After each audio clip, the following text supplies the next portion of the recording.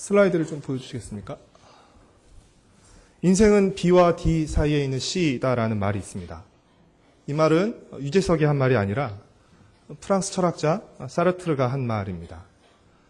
여기서 B와 D는 birth와 death를 의미합니다. 출생과 죽음을 의미하는 것이죠. 그러면 B와 D 사이에 있는 C는 무엇일까요? 네, 그것은 바로 choice, 선택을 의미합니다. 두 번째 슬라이드를 좀 보여주시겠습니까?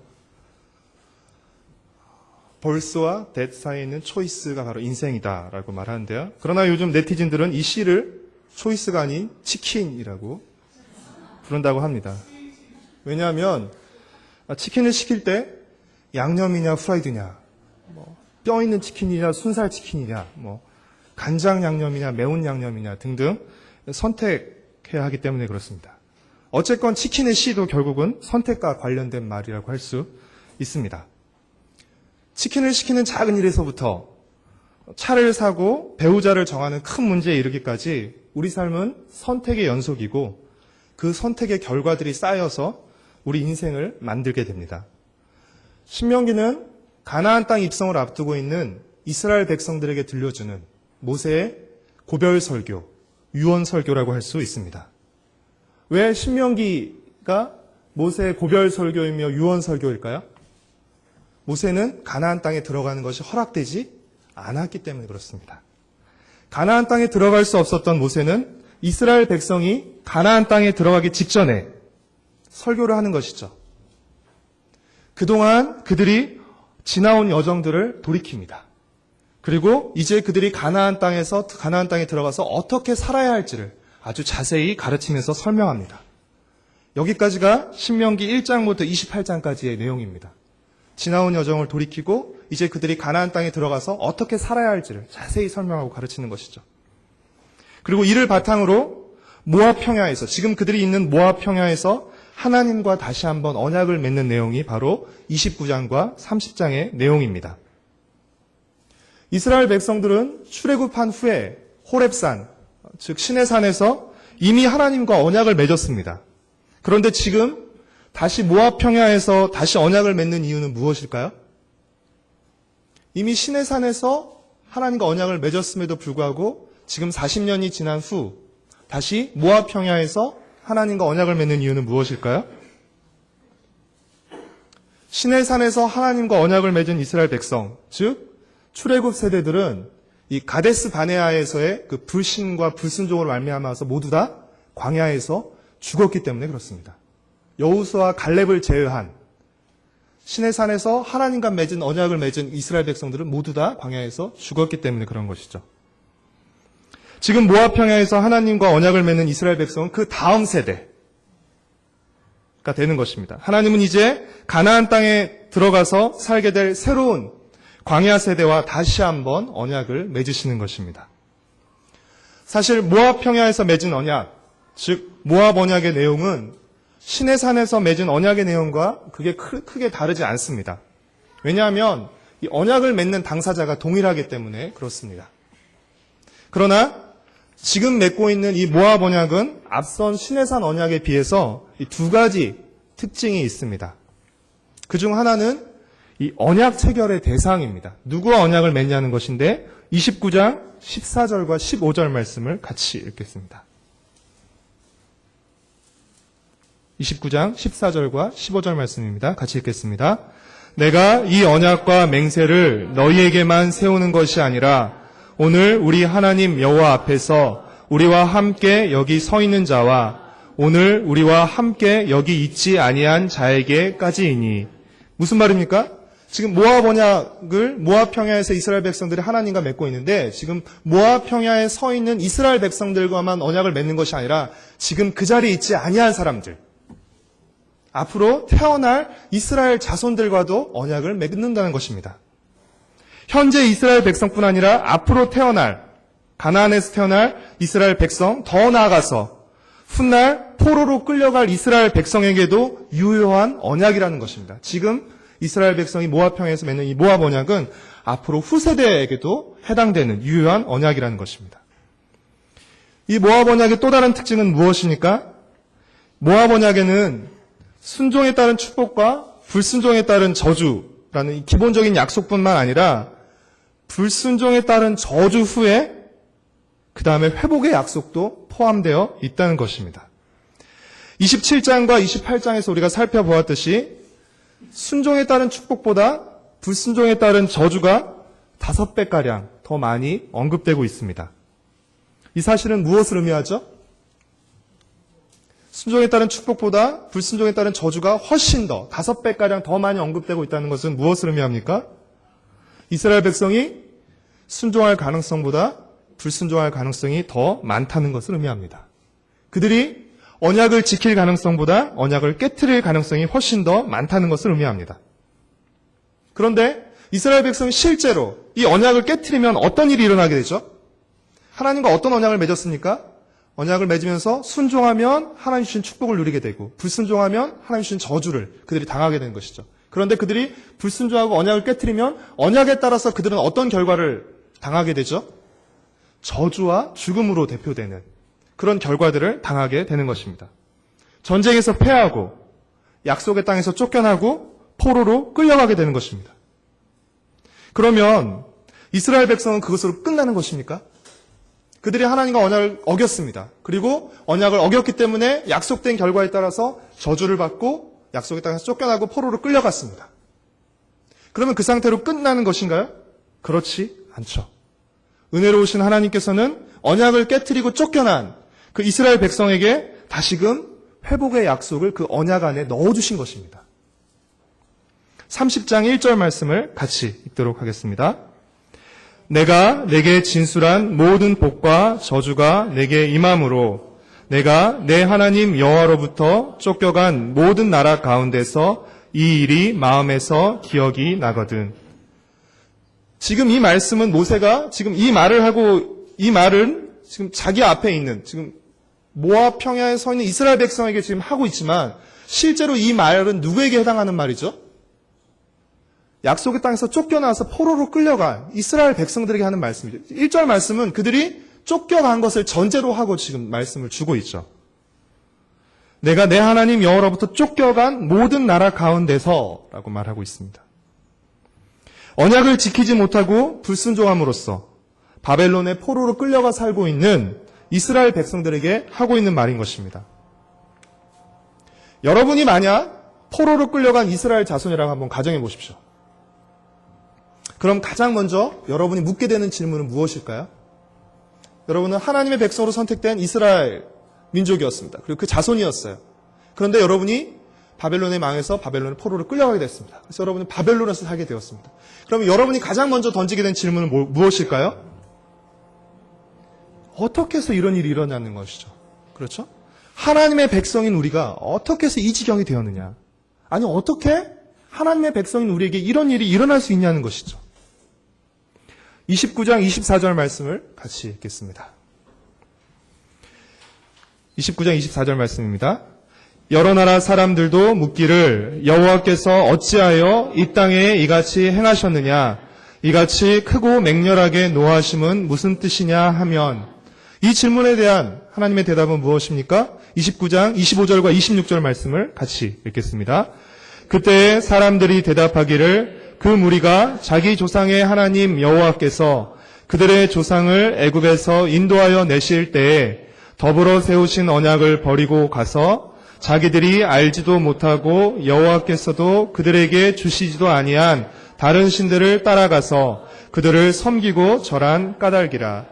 이 질문에 대한 대답은 어떻게 해서 하나님의 백성인 우리가 이 지경까지 이르렀느냐? 이 질문에 대한 대답은 한마디로 이스라엘 백성이 하나님과 맺은 언약을 깨트렸기 때문이라는 것입니다. 어떻게 해서 우리가 하나님 주신 그 약속의 땅에서 쫓겨나서 이 이방 나라의 포로로 끌려와 살게 되었는가? 왜 그런 것입니까? 하나님이 힘이 약해서도 아니고 바벨론의 우상보다 하나님이 힘이 부족해서도 아니고 그것은 바로 이스라엘 백성이 하나님과 맺은 언약을 깨트렸기 때문에 그 언약에 약속된 저주의 결과에 따라서 그들이 포로로 끌려가게 된 것입니다. 포로로 끌려간 이스라엘 백성들이 이 언약을 통해서 다시금 깨닫는 것이에요. 아, 우리가 포로로 끌려온 것은 하나님이 힘이 약해서 힘이 부족해서가 아니라 우리가 하나님과 맺은 언약을 깨트렸기 때문이다 라는 사실을 깨닫고 알게 되었습니다. 그러면 그 다음, 이 사실을 알게 된 다음, 그 다음 자연스럽게 나오는 두 번째 질문은 무엇일까요? 우리가 언약을 깨뜨렸기 때문에 이 지경까지 이르렀구나. 그럼 그 다음 나온 질문은 무엇일까요?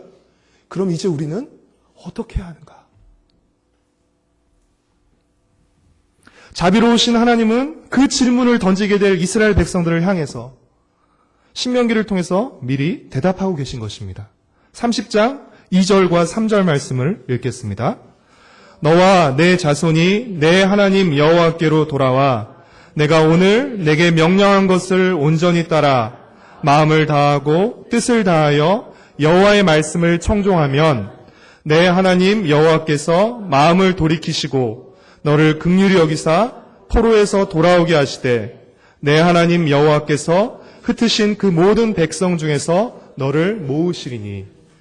이스라엘 백성들이 회개하고 하나님께 마음을 돌이키면 하나님께서도 이스라엘 백성을 향해서 마음을 돌이키시겠다는 것입니다. 4절과 5절 말씀을 계속해서 같이 읽겠습니다. 내 쫓겨간 자들이 하늘가에 있을지라도 내 하나님 여호와께서 거기서 너를 모으실 것이며 거기서부터 너를 이끄실 것이라. 내 하나님 여호와께서 너를 내 조상들이 차지한 땅으로 돌아오게 하사 내게 다시 그것을 차지하게 하실 것이며 또 내게 선을 행하사 너를 내 조상들보다 더 번성하게 하실 것이며. 그들이 하나님께 회개하고 돌이킬 때 하나님께서 그들 향해 마음을 돌이키시며 포로로 끌려간 이스라엘 백성들을 하나님께서 흩으신 이스라엘 백성들을 모아서 이끌어서 다시 가나안 땅으로 돌아오게 하실 뿐만 아니라 이전보다 더 크게 번성하시게 하겠다는 것입니다. 포로로 끌려갔던 이스라엘 백성이 다시 가나안 땅으로 돌아오고 그래서 이전보다 번성하는 것 중요한 일입니다. 하지만 그것보다 더 중요한 일은 무엇이죠? 그들이 돌아와서 어떻게 사느냐는 것이죠. 그들이 왜 약속의 땅에서 쫓겨났습니까? 하나님과의 언약을 깨트리고 불순종했기 때문에. 그럼 이제 다시 돌아온 하나님의 은혜로 다시 돌아온 이스라엘 백성들은 어떻게 살아야 할까요? 8절 말씀을 같이 읽겠습니다. 너는 돌아와 다시 여호와의 말씀을 청종하고 내가 오늘 내게 명령하는 그 모든 명령을 행할 것이라. 포로로 끌려갔던 백성들이 다시 돌아와서 이제는 다시 언약을 지키는 삶을 살아야 하는 것입니다. 언약을 지키는 삶이란 구체적으로 하나님의 말씀, 하나님의 법도, 율법을 청종하고 순종하는 삶을 의미하는 것입니다. 어떻게 보면 다시 원점에서 시작하는 것이죠. 언약을 지키고 하나님의 율법을 따라 사는 삶으로 다시금 새 출발하는 것입니다. 모세는 미래로 갔던, 앞으로 이제 언약을 깨뜨리고 포로로 끌려갔던 이스라엘 백성들을 향해서 말했던 그 초점을, 미래에 대한 초점을 다시 현재로 끌어당겨서 이제 자기 앞에 서 있는 이스라엘 백성들을 향해 말합니다. 15절과 16절 말씀을 같이 읽겠습니다. 보라, 내가 오늘 생명과 복과 사망과 화를 내 앞에 두었나니 곧 내가 오늘 내게 명령하여 내 하나님 여호와를 사랑하고 그 모든 길로 행하며 그의 명령과 규례와 법도를 지키라 하는 것이라. 그리하면 내가 생존하며 번성할 것이요 또 내 하나님 여호와께서 내가 가서 차지할 땅에서 내게 복을 주실 것임이니라.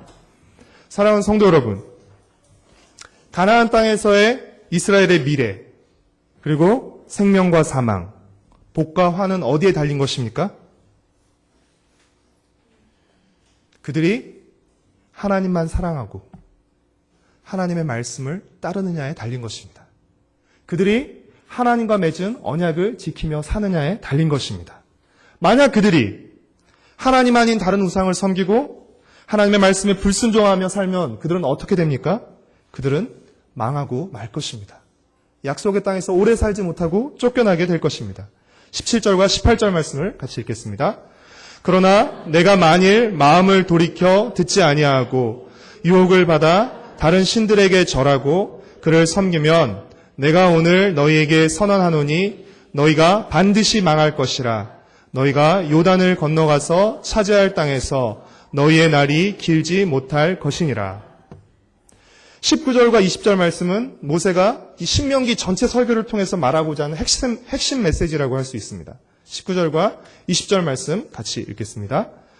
내가 오늘 하늘과 땅을 불러 너와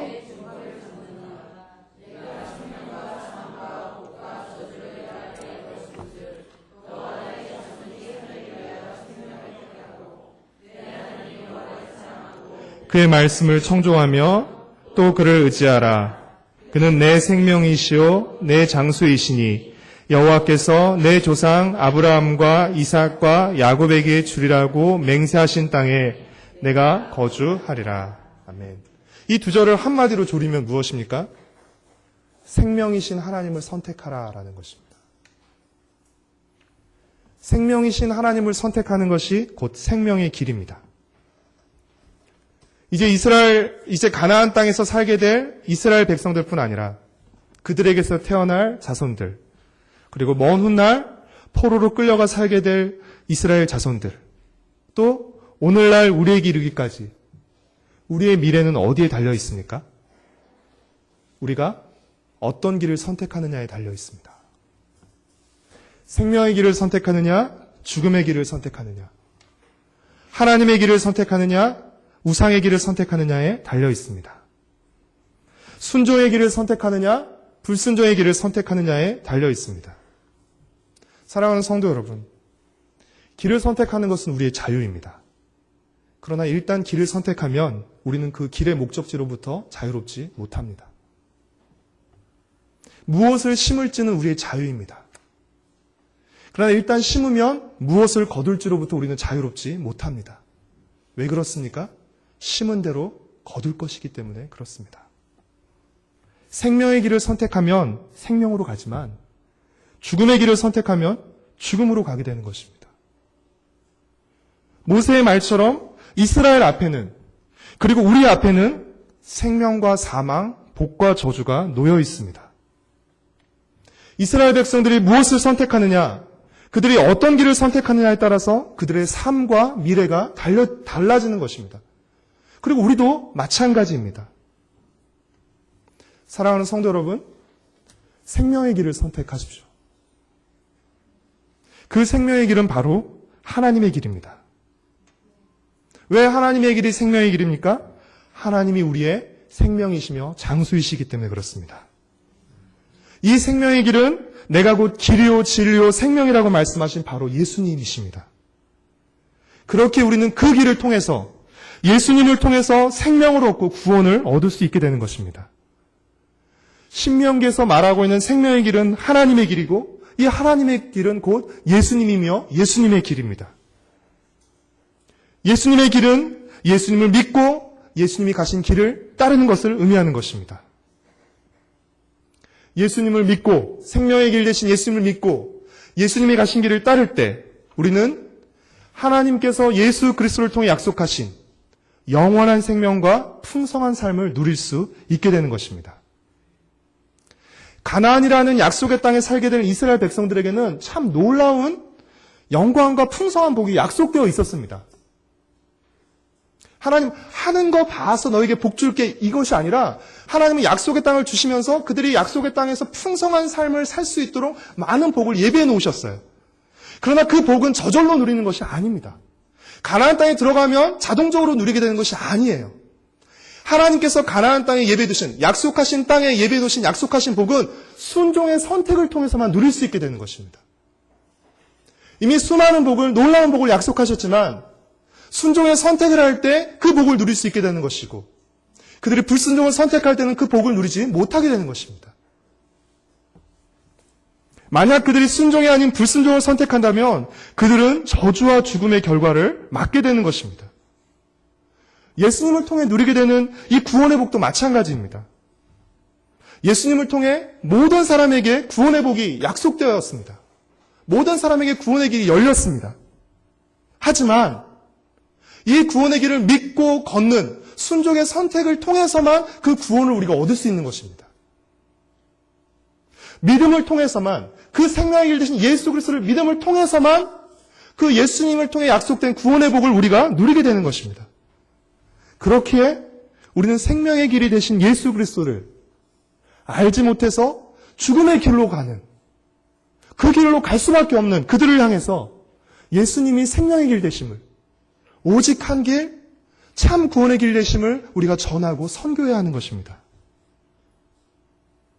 사랑하는 성도 여러분, 하나님의 복은 순종의 선택을 통해서만 누릴 수 있습니다.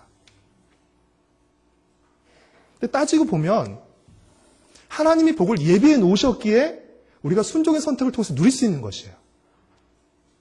만약에 하나님께서 복을 예비해 놓으시지 않으셨다면, 약속하시지 않으셨다면 우리가 아무리 순종해도 복을 누릴 수 없는 것이죠. 그런 면에서 순종의 선택을 통해서 누리는 복도 하나님의 은혜인 것이죠.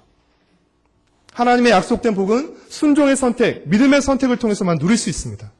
그렇기에 오늘 우리의 선택이 중요합니다.